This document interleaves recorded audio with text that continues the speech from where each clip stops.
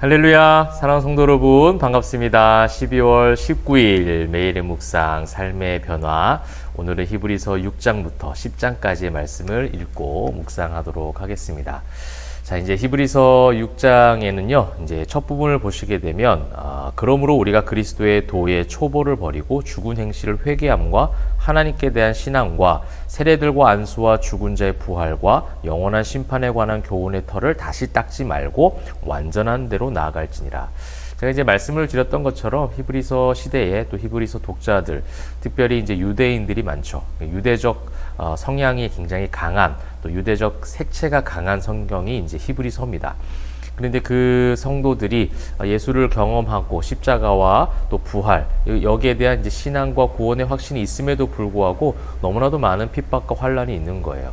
너무나도 많은 영적 공격 가운데 놓여지다 보니 자꾸만 그 마음속에 흔들림이 있는 것이죠. 이것을 헤쳐나가기 위한, 이 문제를 타개하기 위한 여러 가지 인간적 방법, 그래서 지식도 동원해보고 경제적인 수단도 동원해보고 또 여러 가지 인간적 방법들, 세속적 방법들을 동원해보는데 그런 것으로 다시 닦지 말고 그런 걸로 자꾸 돌아가지 말고 구원의 확신 가운데 거하라는 것이죠. 이제 그렇게 세상적 방법으로 문제를 해결하려고 하는 교회 공동체들의 모습, 또 성도들의 모습, 이것이 결국 종교주의죠. 어떻게 보면 신앙이 아니라 정말 예수 그리스도 한 분이면 충분하다, 오직 예수라고 선포하는 교회 성도, 그 입술에는 늘 그것을 선포하지만 정말 오직 예수가 맞느냐는 거예요.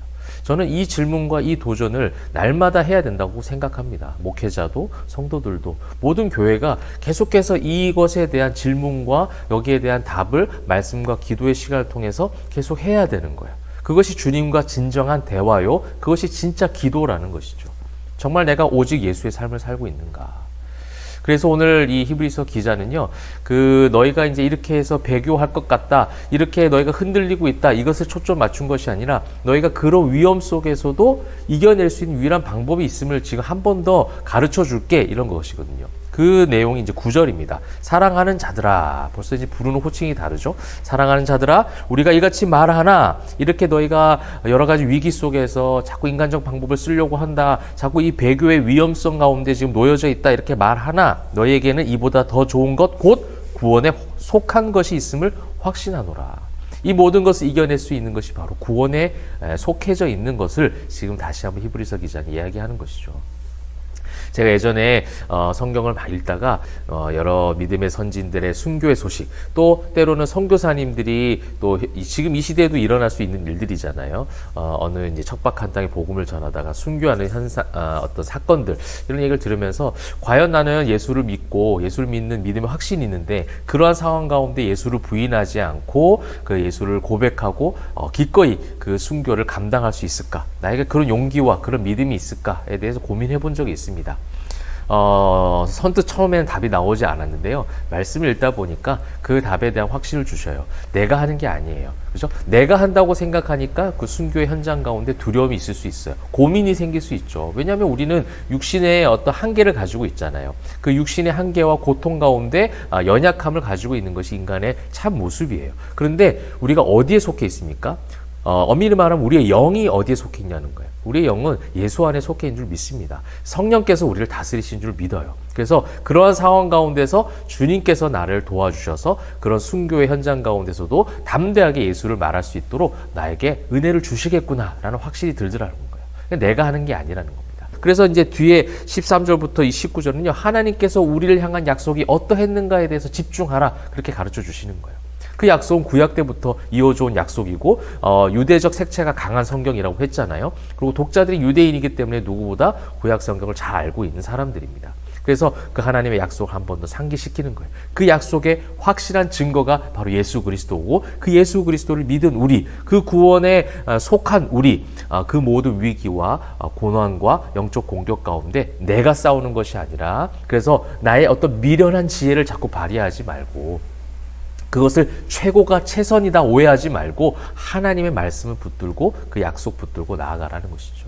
그래서 이 7장부터는 계속 구약에 나타난 여러 가지 이제 인용들, 예수 그리스도를 향하고 있는 인용들을 이야기하고 있어요. 7장에는 멜기세덱 나오거든요. 아브라함 관련된 창세기 14장에 나온 그 제사장 멜기세덱이죠. 근데 이 멜기세덱에 대한 기록이 성경에 그렇게 많이 나와 있지 않아요. 이 사람의 족보도 잘 모르겠고 어디 출처를 잘 몰라요. 그냥 오늘 이 7장의 말씀을 보시게 되면 살렘 왕이고 의의 왕이고 평강의 왕이다.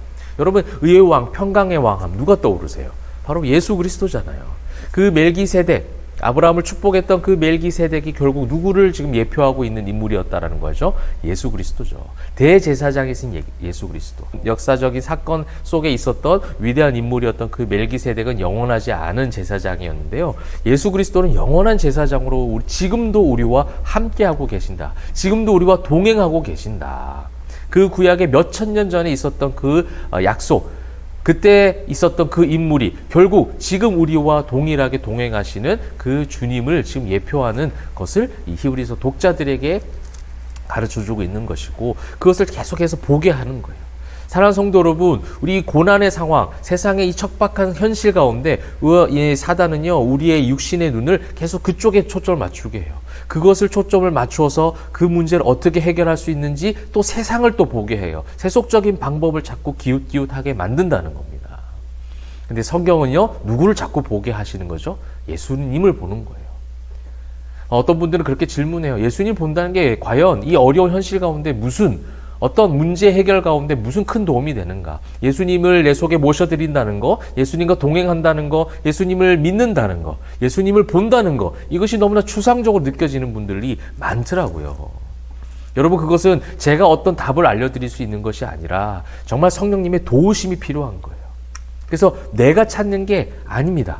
성령께서 도우셔서 우리가 어디에 지금 속해 있는 거예요? 구원에 속해 있잖아요. 그 구원에 속해 있음을 확신하노라, 이 히브리서 기자가 고백한 것은 결국 그 예수 그리스도를 경험하고 예수 그리스도를 느끼고 그 주님을 구주로 고백하면서 이 모든 위기의 순간을 이기게 하실 것이다라는 거예요.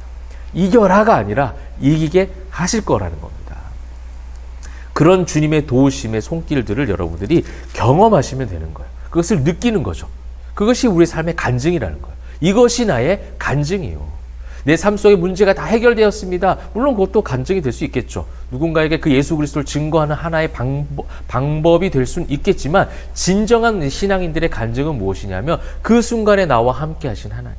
문제 가운데, 문제 그 한가운데에서 나를 그냥 두지 않고 고아와 같이 나를 놔두지 아니하시고 나와 함께 하셨던 그 눈동자와 같이 동행하셨던 그 성령님, 그 예수 그리스도, 그 은혜를 경험하는 것이 바로 지금 이 히브리서 기자가 가르쳐주고 싶었고, 또 유대적 성향이 강한 유대의 그 크리스천들, 그들에게 지금 이 모든 고난의 상황들, 핍박과 환난에서 이길 수 있는 유일한 방법, 또 이기게 하시는 유일한 방법이 바로 예수 그리스도다. 그래서 7장 20절부터 21, 22, 24 계속 나오죠. 예수께서 제사장이 된 것은 예수는 더 좋은 언약의 보증이 되셨고, 예수는 영원히 계심으로 그 제사장 직분도 갈리지 아니하시느니라. 영원히 우리와 함께 하시는 그 예수 그리스도. 8장에도요, 그 말의 요점은 이러한 대제사장이 우리에게 있다는 것이다. 이걸 얘기하고 싶은 거예요. 여러분, 이것을 꼭 기억하시기 바랍니다. 이것이 우리와 맺은 새로운 언약이다. 지금 그렇게 기록하고 있는 거예요. 새롭게 우리와 약속을 맺으셔서 그 구약에서 옛 언약을 맺으시고 그 언약을 성취하신 하나님이 있지 않느냐? 근데 예수님을 통해서 새 언약을 맺으신 거예요. 그럼 이제 그 새 언약은 결국 우리와 함께 하시는 그 동행하신 예수님을 경험하는 것이고, 결국 그 예수님이 어떻게 하시는 거예요? 다시 오신다는 거예요. 그것이 새로운 언약이죠. 그 언약을 믿고 이 어려운 현실과 육신의 고통을 이겨낼 수 있는 힘이 우리 안에 주어진다는 겁니다. 그러면서 9장에는요, 여러 가지 제사, 또 성소, 이런 부분이 나와요. 구약의 색채가 강하죠. 유대인들 성소하면은 우리보다 훨씬 더 떠오르는 이미지들이 많아요. 쭉 성소하면은 머릿속에 스킨이 쫙 되는 거죠. 근데 그 성소 자체가 누구라는 겁니까? 바로 예수 그리스도죠. 희생양도 예수 그리스도시고요. 모든 그 성소의 어떤 기구들, 그 제사법, 모든 것이 다 예수 그리스도를 향해서 지금 나아가고 있고 그분에게 지금 이 초점을 맞춰가는 거예요. 9장 14절 하물며 영원하신 성령으로 말미암아 흠없는 자기를 하나님께 드린 그리스도의 피가 어찌 너의 양심을 죽은 행실에서 깨끗하게 하고 살아계신 하나님을 섬기게 하지 못하겠느냐. 그 언약의 피, 우리를 구원하신 그 구원에 속한 믿음의 확신을 지금 다시 한번 심어주는 것이죠. 이로 말미암아 그는 새 언약의 중보자시니 이는 첫 언약 때에 범한 죄에서 속량하려고 주구사 부르심을 입은 자로 하여금 영원한 기업의 약속을 얻게 하려 하심이라. 다시 한번 복음의 메시지가 선포되고 있는 것입니다. 이 인간의 모든 육신적 한계를 뛰어넘는 그 문제는 돈이 아니에요. 우리의 건강 회복이 아니라 어떠한 사람도 아니에요. 우리의 모든 영적인 결핍을 채울 수 있는 것은 세상에 그 어떤 것도 없다라고 여러분 선포하시고 그렇게 결단하시고 오직 예수, 그죠? 우리 새 언약의 중보자이신 그 예수께 모든 초점을 맞추시는 저와 여러분 되면 좋겠습니다. 10장도 비슷한 흐름 가운데 있어요. 예수님의 그 피죠. 우리를 속죄하시는 그 피, 그 단번에 들이심으로 그 피 흘리심이 우리의 모든 죄를 사했다는 거예요. 율법으로 말미암는 것이 아니에요. 율법의 어떠함으로 이 문제를 타개하려고 하지 마라. 율법의 어떠함으로 우리의 신앙을 견고하게 하는 것이 아니라 예수의 피를 힘입어 19절 보십시오. 형제들아 우리가 예수의 피를 힘입어 성소에 들어갈 담력을 얻었나니. 성소에 들어가기 위한 율법적 제사, 성소법, 이것으로 지금 우리가 그 하나님 앞에 나아가는 것이 아니라 예수 그리스도의 피로 말미암아 성소에 들어갈 담력을 얻었다는 거예요. 그래서 그 20절부터 25절은 정말 아름다운 교회 성도들 공동체 모습이 나오잖아요.